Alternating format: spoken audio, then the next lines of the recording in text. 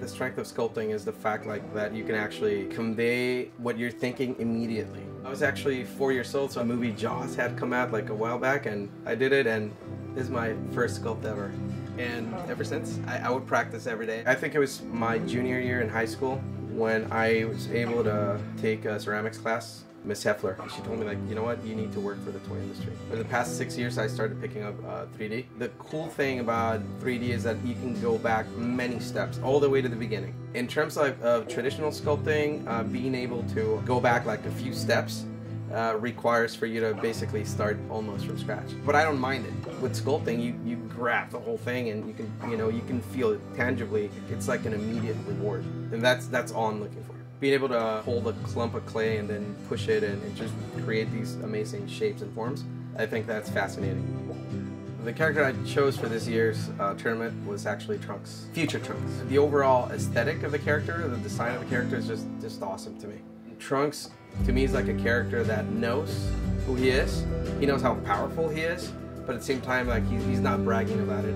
This artwork specifically captures that. He's like holding on to his, to the hilt of his sword. He's looking to the side and he's like, oh, okay, I'm ready.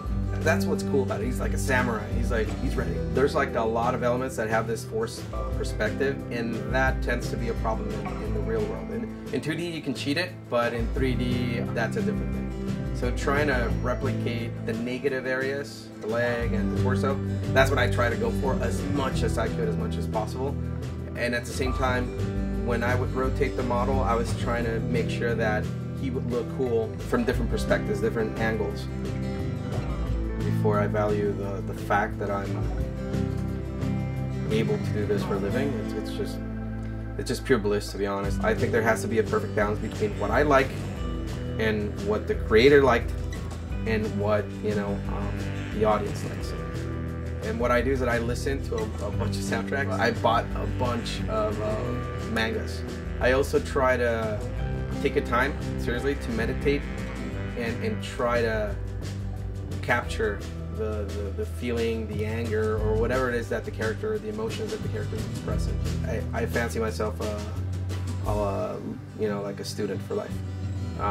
I believe that's probably my greatest strength. If there's one thing that Dragon Ball has taught me, is that Goku's always trying to get better.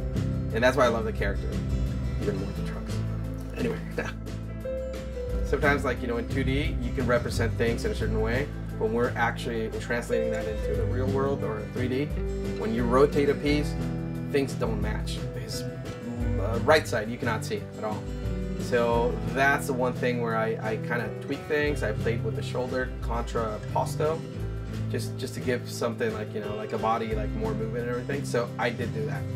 And when you look at him from the back or the right side, you can tell that he's like kind of leaning like that, and he's like that. So he looks really cool. He's like chilling, but he's ready to attack. So I think that worked. One thing that I would like you to look at is like the position of the arms and the right hand. Like I try to make the hand match the art, but at the same time I try to make something that looks really cool. There's a lot of movement in between the fingers and everything. When you look at it from like a back shot, it looks cool. I'm excited just because it's so cool to see like all these people that I actually look up to come together. It's not so much about just like competing against each other. It's actually the fact that it's a journey. Like we're all doing the best we can so that the audience can actually get a product that they really love. I hope that this year, I can show something that's a little bit more refined, more relatable in terms of the aesthetics of Mr. Toriyama's style. I'm just trying to bring my own little flavor to this type of event. Hopefully, even though it's not something that mimics or that basically is a clone of the same style that they manage, my style, inspired by their own, can create a cool little mix that maybe people might like. If I win the $3,000 from the People's Choice, I'm probably going to stay in Japan for a few months and just maybe try to learn from one of my Japanese friends and get better.